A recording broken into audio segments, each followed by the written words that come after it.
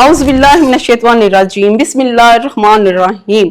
आप सबको सैयदा शहजादी का सलाम। मिलकर गुजारेंगे माह रमजान। बेज़बानों को जब वो जुबान देता है, बेज़बानों को जब वो जुबान देता है, पढ़ने को फिर वो कुरान देता है। बख्शने आए जब उम्मत के गुनाहगारों को, बख्शने आए जब उम्मत के गुनाहगारों को, फिर तोहफे में गुनाहगारों को वो रमजान देता है।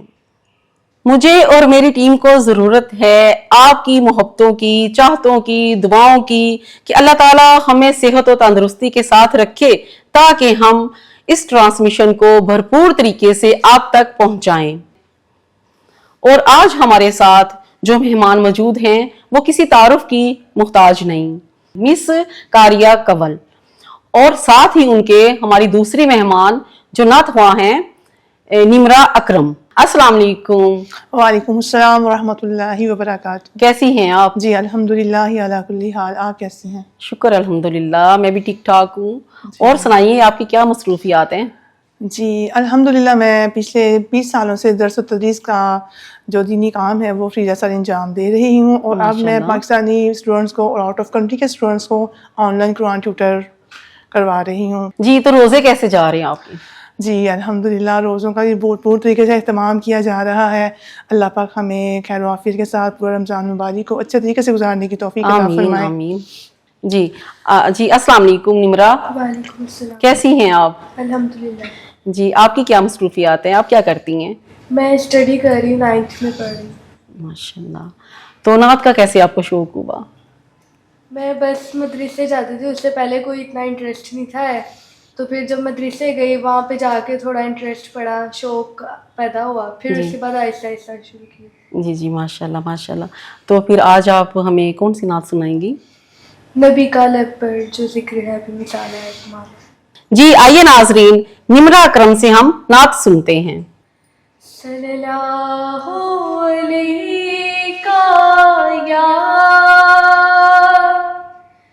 या रसूल अल्लाह वसल्लम अलैका या हबीब अल्लाह।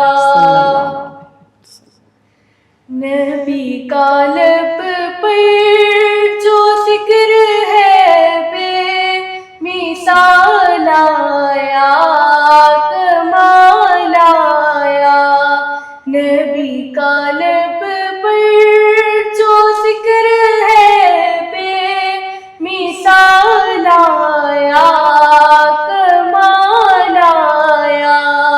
जो हिजरे तैबा में याद बनकर ख्याल आया, कमाल आया। तेरी दुआओं की बदौलत अज़ाबे रब से बचे हुए हैं। तेरी दुआओं की बदौलत अज़ाबे रब से बचे हुए हैं। गमे उम्मत की तेरे लब पर सवाल आया, कमाल आया। नबी का लब पर जो जिक्र है बेमिसाल आया, कमाल आया। नबी तो साइम सभी है, आला है रुतबे सबके अज़ीमो बाला। नबी तो साइम सभी है, आला है रुतबे सबके अज़ीमो बाला। लेकिन जो आखिर में आमीना का वो लाल आया, कमाल आया। नबी का लब पर जो जिक्र है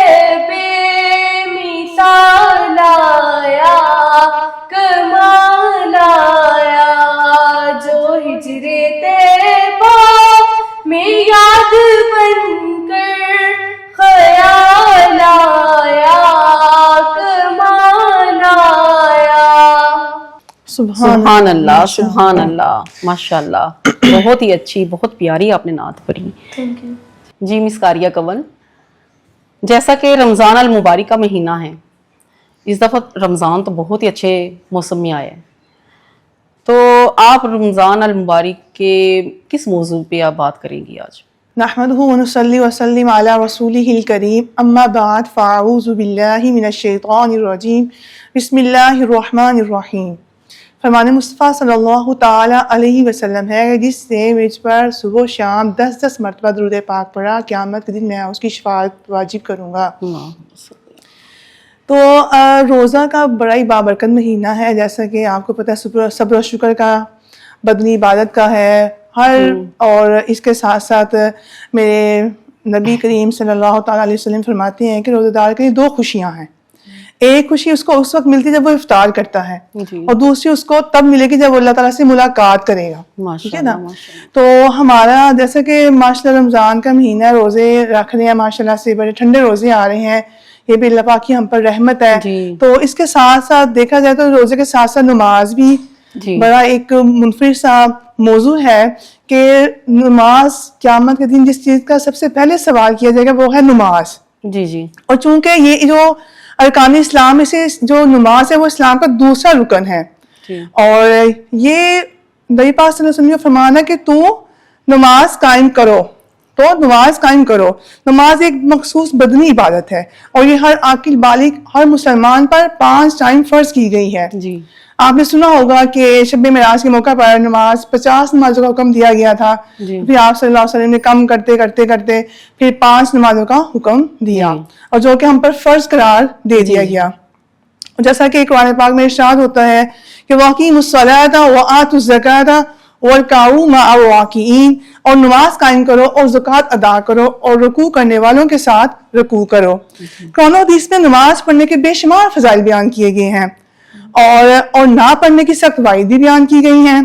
جیسا کہ قرآن پاک میں سورہ منافقون میں آیت مبارکہ ہے یا ایھا الذین آمنوا لا تلہکم اموالکم ولا اولادکم عن ذکر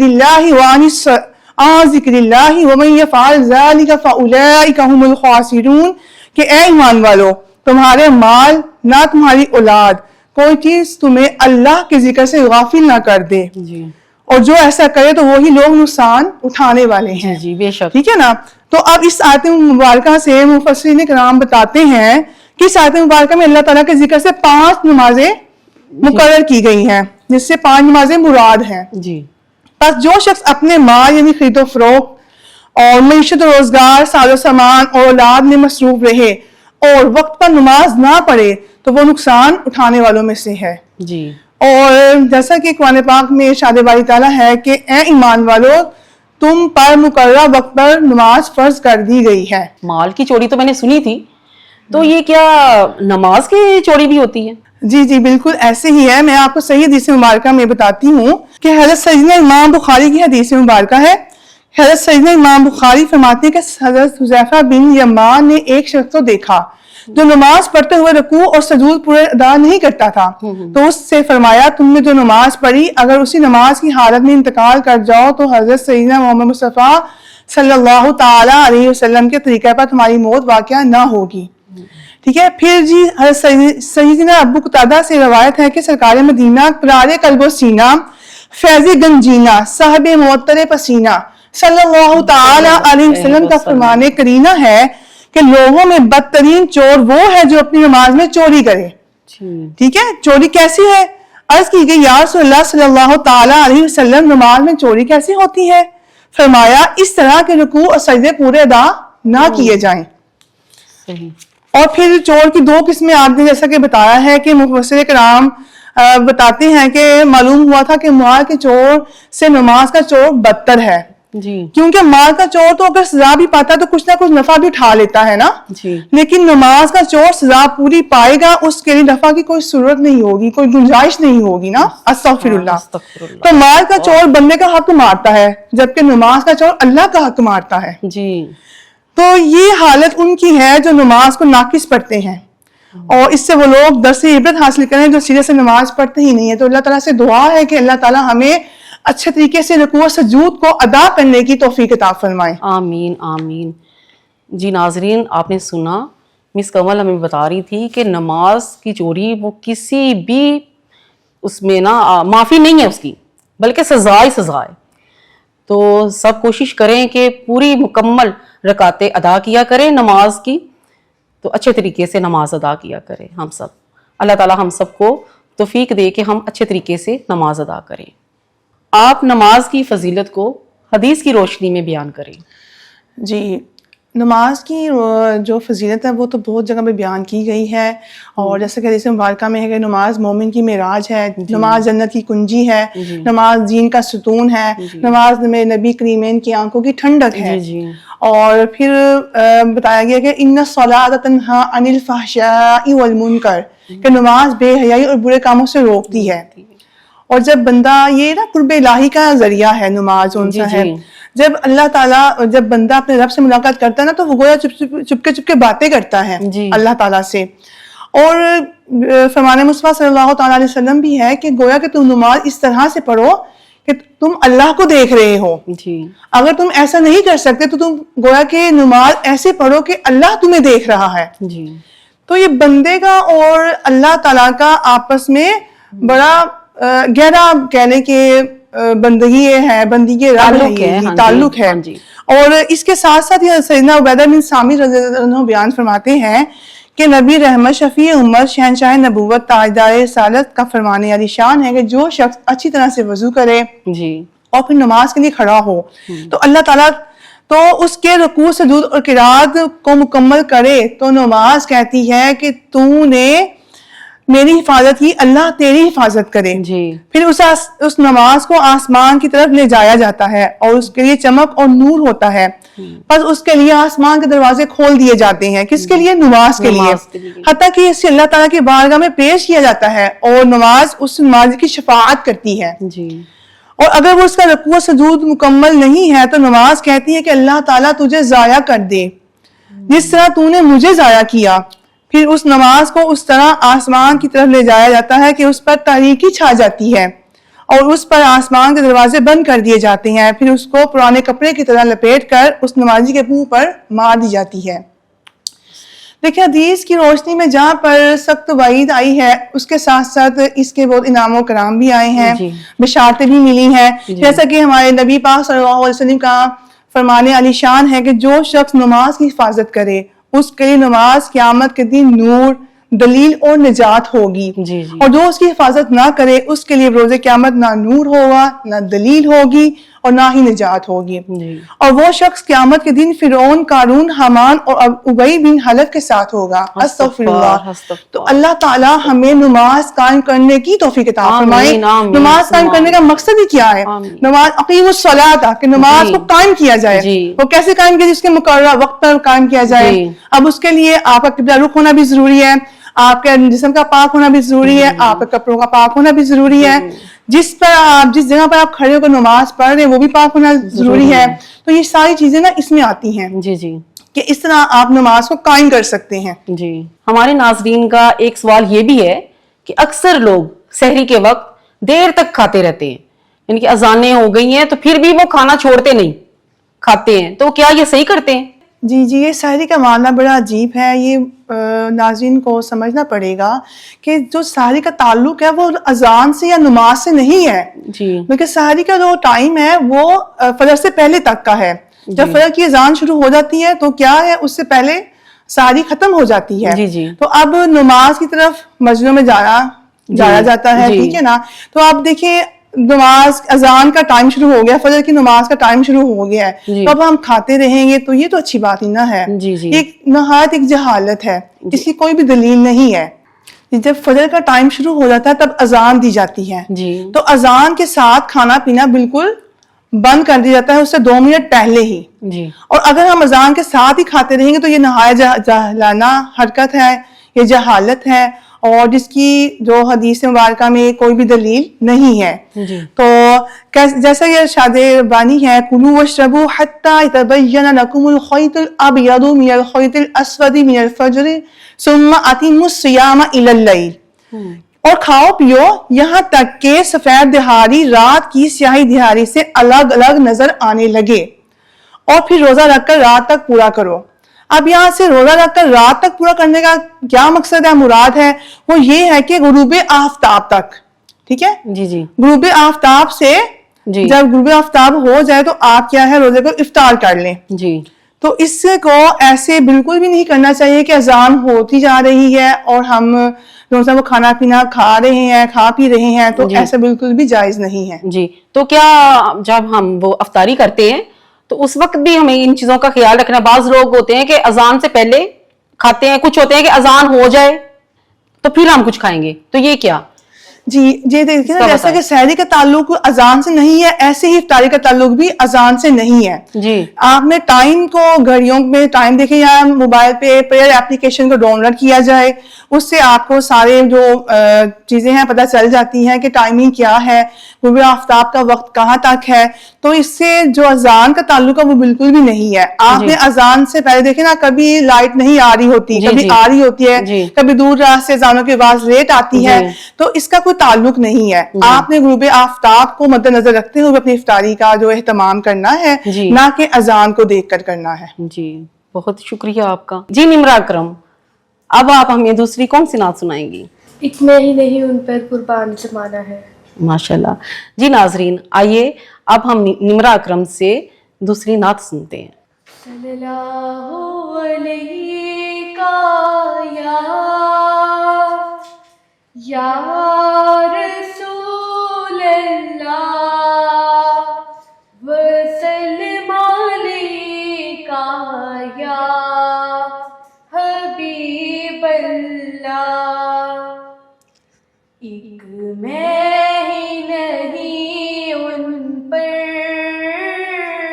ایک میں ہی نہیں ان پر، قربان زمانہ ماشاءاللہ، ماشاءاللہ۔ ہے۔ ایک میں ہی نہیں ان پر، قربان زمانہ ہے۔ ایک میں ہی نہیں ان پر، قربان زمانہ ہے۔ جو رب دو عالم کا محبوب یگانہ ہے۔ سبحان اللہ، سبحان اللہ۔ رب دو عالم کا محبوب یگانہ ہے۔ قلب سے ہمیں جس نے خود پار لگانا ہے، قلب سے ہمیں جس نے خود پار لگانا ہے۔ زہرا کا وہ بابا ہے، سبحان اللہ، سبحان اللہ، سبحان اللہ، سبحان اللہ۔ زہرا کا وہ بابا ہے، حسنین کا نانا ہے۔ ایک میں ہی نہیں ان پر، قربان زمانہ ہے۔ آدر زہرا پر پھیلائے ہوئے دامن، آدر زہرا پر پھیلائے ہوئے دامن، یہ نسل کریموں کی لجپال سبحان اللہ، سبحان اللہ، سبحان اللہ، ماشاءاللہ، یہ ماشاءاللہ۔ نسل کریموں کی لجپال گھرانہ ہے۔ ایک میں ہی نہیں ان پر، قربان زمانہ ہے۔ ایک میں ہی